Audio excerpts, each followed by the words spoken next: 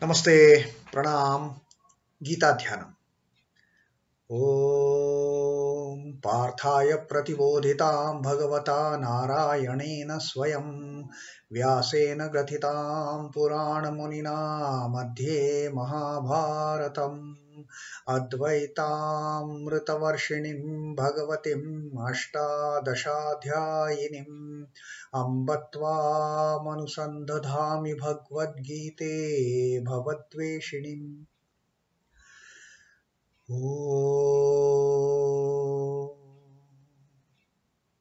Bhagavad Gita, with which Lord Narayana himself gave enlightenment to Partha. The ancient sage Vyasa included it in the Mahabharata. O Goddess, showerer of the nectar-like knowledge of non-dualism contained in your 18 chapters. O my affectionate mother, the destroyer of rebirth, I meditate upon thee. Krishna Vandana. Vasudeva Sutam Devam Kansa Chanura Mardanam Devaki Paramanandam Krishnam Vande Jagadguru. Son of Vasudeva, the slayer of Kansa and Chanur, extreme delight for Mother Devaki, O Lord Krishna, the supreme teacher of the universe, my salutations to you. And our reading of the 4th Adhyaya Jnana Karma Sannyasa Yoga of Srimad Bhagavad Gita, and today it is going to be 38th Shloka, 38th verse. In continuation, Sri Krishna is further going to tell us about the importance of this jnana. In the previous 2 verses, Sri Krishna has told us that even if you are the most sinful person having got the knowledge, you can just cross over this turbulent river of the sin.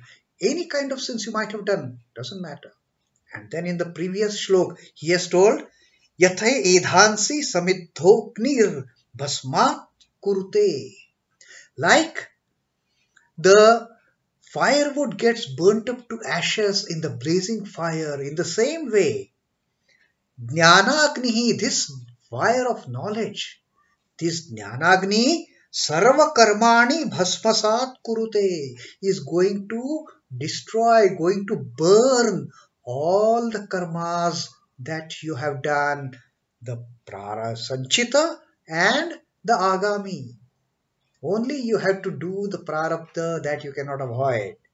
So, just forget about the sanchita karma, the agami karma, do your prarabdha karma and get with it. That's it. No more, coming and going and coming and going in this creation. It's all freedom from the cycle, repeated cycles of birth and death. And now, Sri Krishna says, further he confirms what he has told in the previous verses, previous shlokas about the importance of knowledge. Nahi jñānena sadṛiśhaṁ pavitramiha vidyate tatsvayaṁ yogasansiddhaḥ kālenātmani vindati. The 38th shloka of the Jnana Karma Sannyasa Yoga, Sri Krishna says, Nahi jñānena sadṛiśaṁ pavitram iha vidyate. There is nothing as purifying as knowledge. Knowledge is the ultimate purifier. You get the knowledge and the process of purification is completely 100% done, foolproof. There are no mistakes, there are no leftovers. All the purification, right from the sins to the karmas. That is what knowledge does.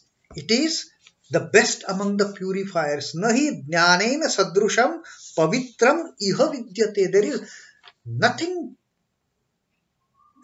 which can purify as a knowledge purifies. There is no purifier in this world like knowledge. And then Sri Krishna says, tatsvayaṁ yogasansiddhaḥ. Tat is that. Swayam yogasansiddhaḥ. One gets established, perfected in yoga by oneself. Swayam. Swayam yogasansiddhaḥ. Siddha is perfection. Yogasansiddhaḥ, perfection in the yoga. One attains to that perfection in yoga by one's very own efforts. Then he doesn't need any external help to gain perfection in the yoga once he gets the knowledge. For knowledge, he may need external help to some extent. For knowledge, like Sri Krishna told us in that previous shloka, that one has to approach an illumined person, an enlightened person, a guru, with the attitude of humbleness, prostrate before him, with the attitude of inquisitiveness, clear all the doubts, ask questions, pavitramiha he had told. And then sevaya, serve that enlightened person with most humility, with most dedication, with most sincerity, and you will get knowledge. But once you get that knowledge, there is nothing else in this world which has that purifying effect. Knowledge is the only one. It wipes out everything that is, that is blinding us. It wipes off everything that is deluding us and makes us free for all time. And once that knowledge is attained, then a person becomes yogasansiddhaḥ swayam, by his own. By his own, a person can become perfected in the yoga. Kālenātmani vindati. Kalena, in due course of time, as he gains that knowledge, in due course of time, kālenātmani vindati, he will know about it in his own heart in due course of time. So that is the greatness of knowledge. And that is why, while doing this karma, we must also make an effort to gain that knowledge. To gain that knowledge which has the ultimate purification effect, which purifies sins, which purifies karma itself, and makes us inactive. Verily, there is no purifier in this world like knowledge. He that is perfected in yoga realizes it in his own heart in due time. In due course of time, he will realize it. That person who is perfected in yoga will realize it in due course of time, that there is no better purifier than knowledge. That is the ultimate purifier. A man dreams that he is being tortured to death. I am sleeping. I am having a dream as if some 10 people are torturing me to death. And what is my condition in the dream? I am petrified. I am sweating. I am shivering as a result of the dream. And then what happens? As remedial measures adopted in that dream are of no avail to the victim, all remedial measures, I may be trying to, somehow avoid those blows and those beatings, but it is not of any use. I am just getting beaten up. I am about to die. And I am in a tearful state. I am so afraid. I am shivering. I'm not able to control my emotions in the dream. And then what happens? To get out of that condition, what is to be done? The dream requires to be snapped and the man brought to wakefulness. If I had to come out of that dreadful dream, I must wake up. When I wake up, then I realize, oh my God, it was just a dream. I am safe. I am not going to die. Nobody is going to kill me.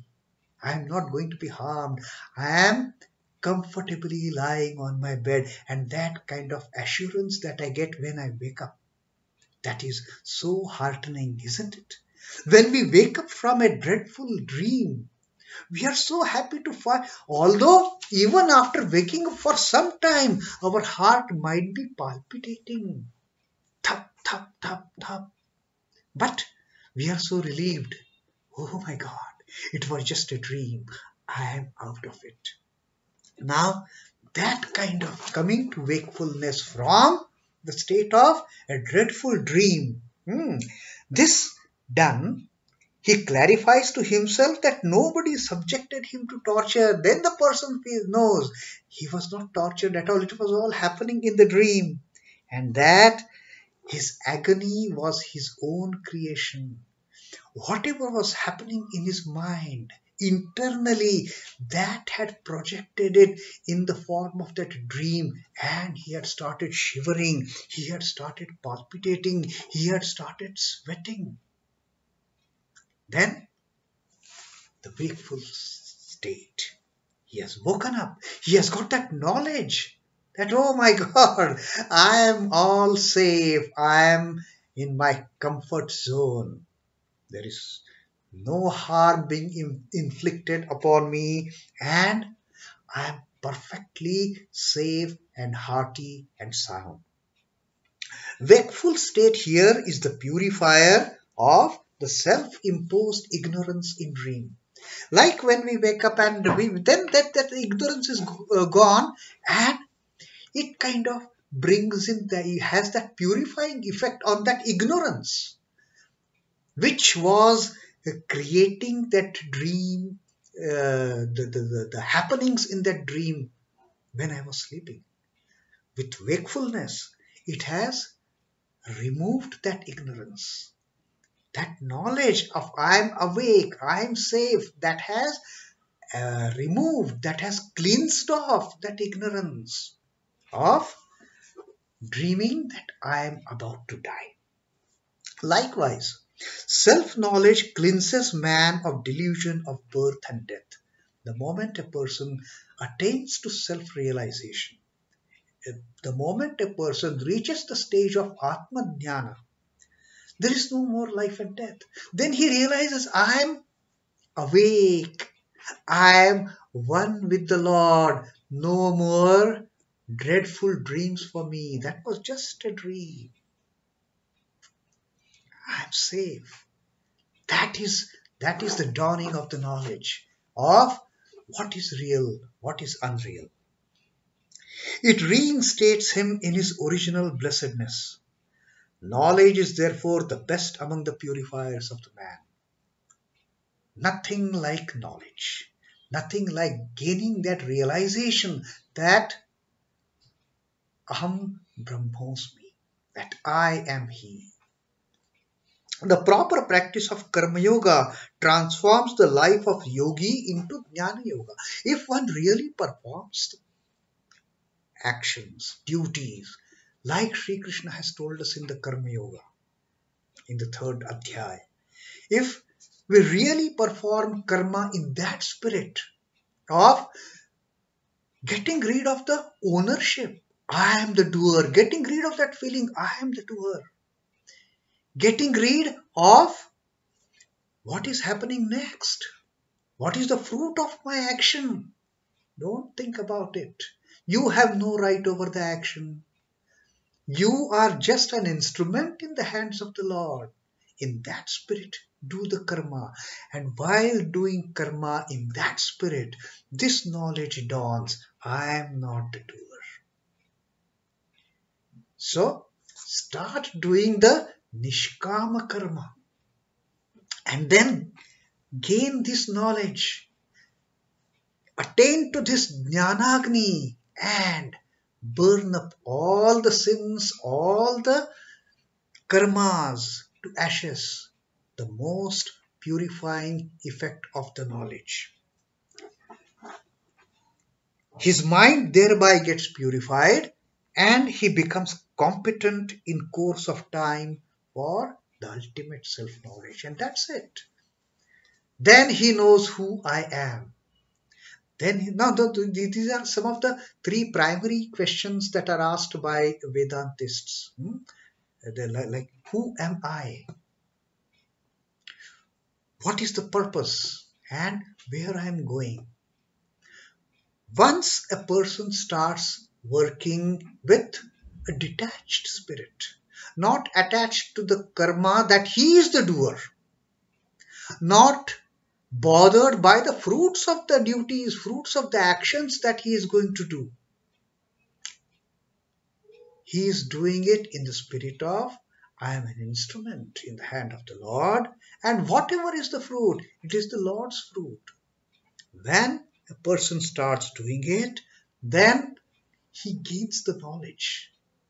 This is the real karma, this is the real true spirit, and working on this pattern, working selflessly, getting rid of the I consciousness, ultimately dawns the self-knowledge, the Brahma-jnana, the Atma-jnana, ultimately comes up the stage of one finding one's unity with the ultimate reality. Then there is no I and you, there is no diversity. There is only one entity, there is only Advaita, and that is the self-knowledge. And Sri Krishna says this is what happens. The knowledge that we gain, it is the ultimate purifier. And once a perfected yogi realizes this in his own heart in due course of time, it will take some time, no doubt. It won't happen immediately with the snap of your fingers. But he will have to work towards it. He will have to work towards reach that stage. A real karma yogi will evolve himself into becoming a jnana yogi. So that was the 38th shloka of the Jnana Karma Sannyasa Yoga. Sri Krishna once again highlighting the ultimate importance of working through knowledge, of working after attaining that knowledge, and how knowledge purifies. The purifier knowledge, that was the 38th shloka. Om Namo Bhagavate Vasudevaya. Sri Krishna Arpanamastu. Jai Sri Ram Krishna. Jai Thakur. Jai Maha. Jai Swami.